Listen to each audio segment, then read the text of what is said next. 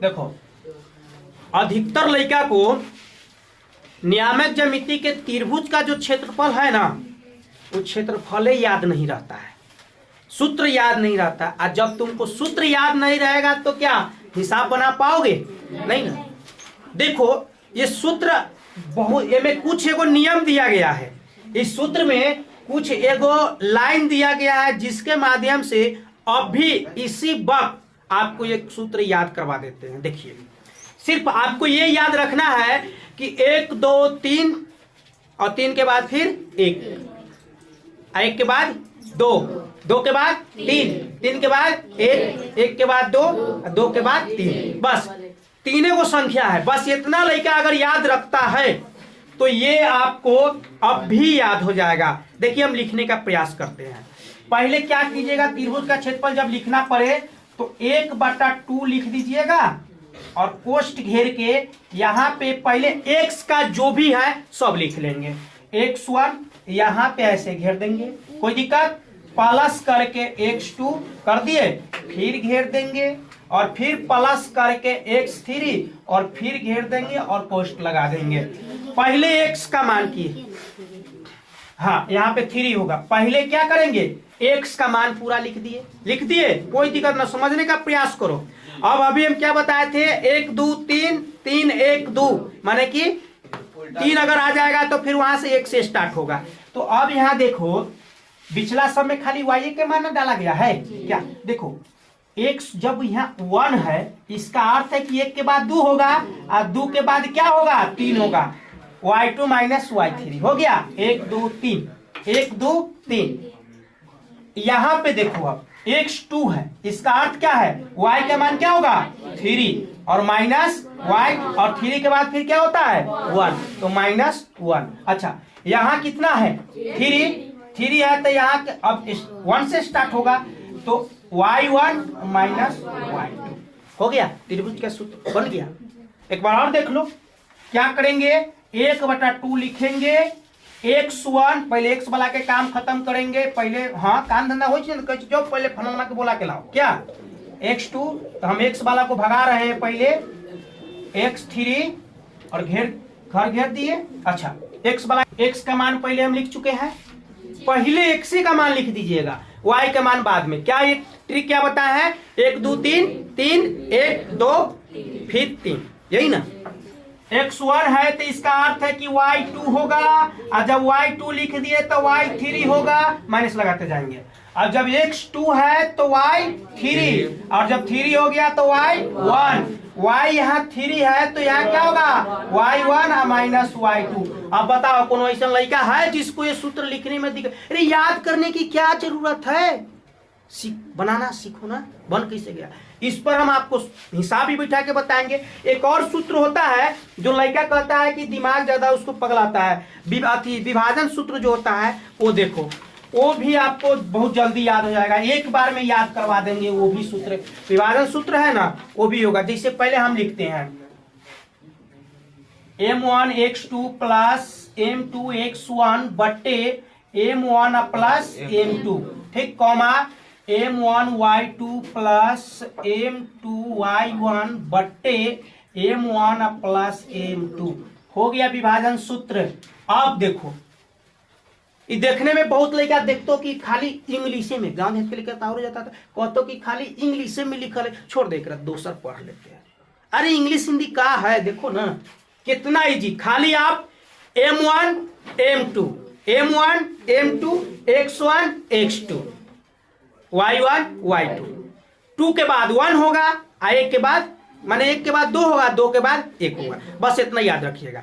उससे पहले आप क्या करिए, m1 m2 का मान लिखना है। देखिए, विभाजन सूत्र हम लिख रहे हैं वही ट्रिक से, m1 लिख दिए, प्लस दे के m2 लिख दिए, फिर बट्टा में m1 लिख दिए, फिर प्लस m2 लिख दिए, कॉमा यहाँ पे फिर m1 लिख दिए प्लस m2 लिख दिए, बट्टे m1 प्लस m2 लिख दिए।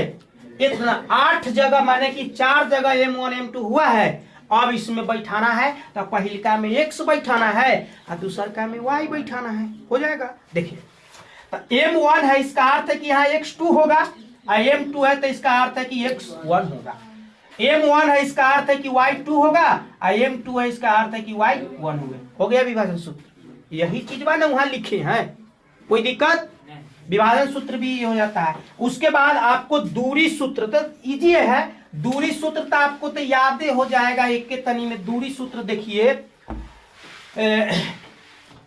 दूरी सूत्र अंडर रूट क्या होगा, यहां से क्या करेंगे 2 से, देखिए x2 minus x1, x2 minus x1 का whole square plus y2 minus y1 का होल स्क्वायर हो गया। यही काम कर रहे हैं। अब जो हम 3 को सूत्र जो आपको समझाया है, तीनों सूत्र पर एक एक सवाल समझा देते हैं। अगर अच्छा से याद हो गया तीनों पर एक एक सवाल तो समझो कल्याण, और न याद हुआ तो जाओ घूमित रहो। देखिए त्रिभुज के क्षेत्रफल पर ये वो हिसाब है और इसको बनाना है। तो करा है एक त्रिभुज का क्षेत्रफल निकाले जिसकी शीर्ष निम्न है 1, -1, -4, -6, -3, -5। ठीक है, या तो त्रिभुज ऐसे बना के उसका शीर्ष लिख दीजिए, नहीं तो इसको हम क्या करेंगे, और ABC नहीं माना गया है तो लिखेंगे, चूंकि माना कि A का नियामक क्या है 1, -1, ठीक, B